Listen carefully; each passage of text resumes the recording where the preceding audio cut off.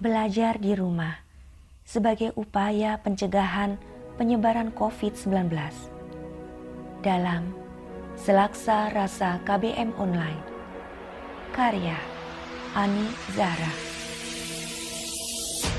Dunia pendidikan di Indonesia sedang diuji dengan tantangan untuk tetap eksis dan memberikan pelayanan terbaiknya kepada peserta didik di tengah intaian virus COVID-19 saat ini. Penyebaran virus COVID-19 yang semakin merajalela di Indonesia menyebabkan pemerintah harus melakukan langkah antisipatif agar penyebaran virus ini bisa dikendalikan dan tidak semakin banyak yang tertular. Langkah antisipatif yang harus ditempuh diantaranya adalah mengurangi aktivitas penduduk Indonesia di luar rumah, termasuk para pelajar. Kebijakan belajar di rumah melalui metode jaringan online atau pemberian penugasan tentu saja tidak mudah untuk diimplementasikan. Di samping karena waktunya yang mendadak, tidak ada persiapan dan pembekalan sebelumnya, juga karena melaksanakan pembelajaran jarak jauh itu tidak mudah. Harus ada persiapan fasilitas dan kompetensi guru, serta kemampuan siswa untuk mengaksesnya. Di samping itu, orang tua juga harus memahami bagaimana metode pembelajaran yang dilakukan oleh guru, serta bisa menerapkannya dalam mendampingi anak-anak mereka di rumah. Oleh karena itu, sistem pembelajaran di rumah ini harus dilakukan secara efektif dan tidak menyimpang dari kurikulum yang sudah diterapkan. Untuk bisa dilaksanakan secara efektif, maka kerjasama dan peran serta stakeholder pendidikan harus dimaksimalkan. Meski tidak harus melalui tatap muka dengan guru dan siswa. Belajar di rumah bisa dengan berbagai metode. Guru atau sekolah bisa memilih metode yang sesuai dengan kemampuan mereka, sesuai dengan ketersediaan sarana yang dimiliki oleh guru maupun siswa di rumah. Sistem pembelajaran daring atau SPADA merupakan implementasi pembelajaran jarak jauh untuk meningkatkan pemerataan akses terhadap pembelajaran yang bermutu. Semula, daring diperuntukkan untuk mahasiswa di perguruan tinggi. Namun, seiring dengan kasus COVID-19 yang terus berkembang, maka daring juga bisa digunakan untuk siswa pada sekolah dalam berbagai jenjang. Pemerintah mendapatkan bantuan gratis pengajaran secara daring ini dari berbagai aplikasi pendidikan. Bantuan pengajaran gratis tersebut didapatkan dari berbagai platform seperti Ruang Guru, Zenius, Google, Microsoft, Kuiper, Sekolahmu, Kelas Pintar, maupun e-learning. Namun, sistem pembelajaran daring yang diinstruksikan secara mendadak ini, tidak semua guru dan siswa bisa mengikutinya. Sistem daring juga menimbulkan banyak kendala, terutama di kalangan pengajar dan siswa sekolah dasar yang belum terbiasa dengan metode ini. Apalagi, belum ada panduan dan arahan khusus untuk melaksanakan metode pembelajaran jarak jauh.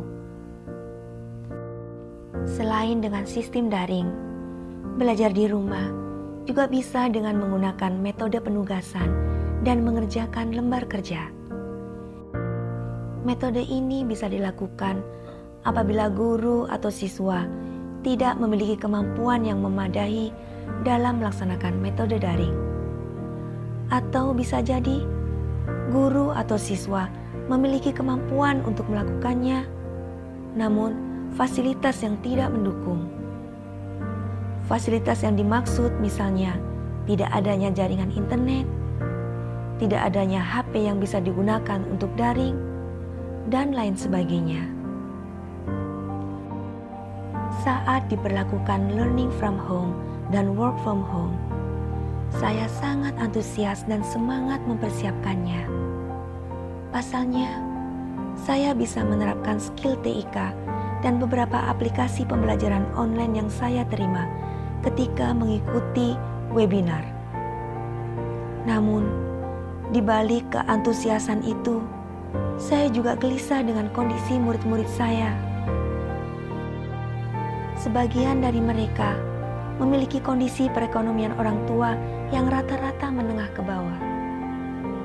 Tentu saja, hal itu akan mempengaruhi berjalan tidaknya pembelajaran jarak jauh. Dalam mengefektifkan belajar di rumah, tidak hanya membutuhkan peran saya sebagai gurunya saja. Seluruh stakeholder pendidikan harus ikut serta terlibat dalam mengefektifkan instruksi belajar di rumah ini.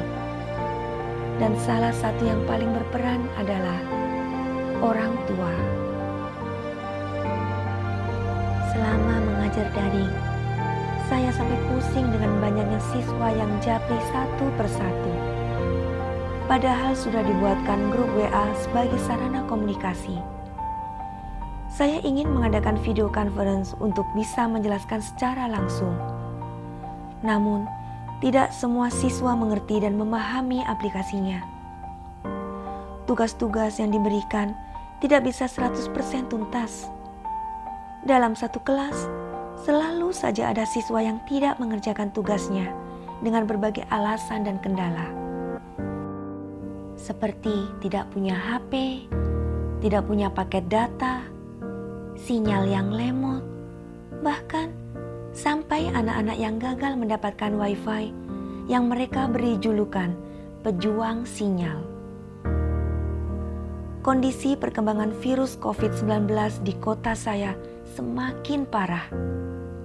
Hal itu membuat pemerintah daerah menetapkan kota saya termasuk zona merah.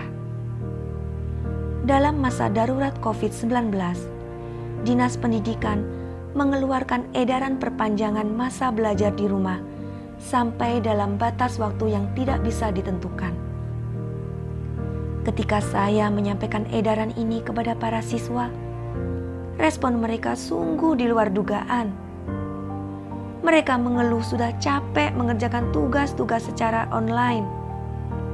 Mereka merasa jenuh berlama-lama di rumah dan tidak bisa kemana-mana.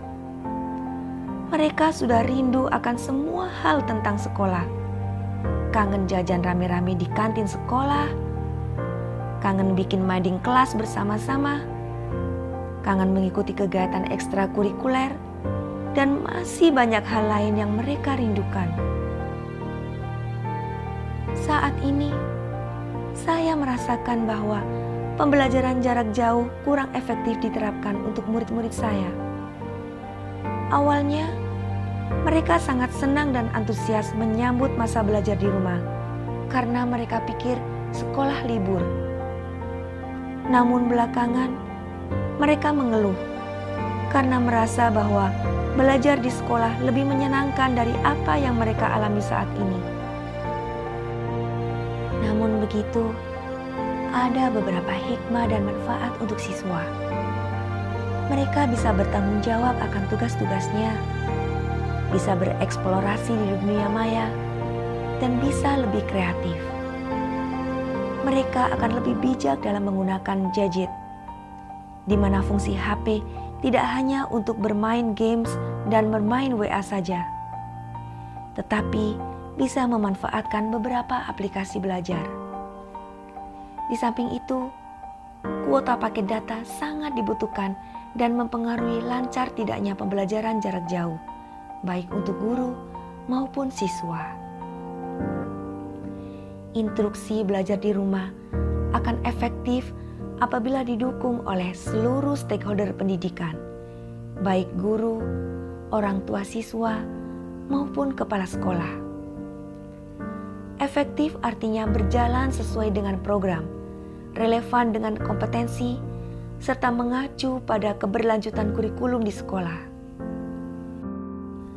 Agar dapat tercapai efektivitas tersebut, maka masing-masing pihak harus melaksanakan tugas sebagaimana mestinya. Semoga bencana virus corona ini segera berakhir dan proses belajar mengajar di sekolah bisa berjalan secara normal seperti sedia kala. Amin.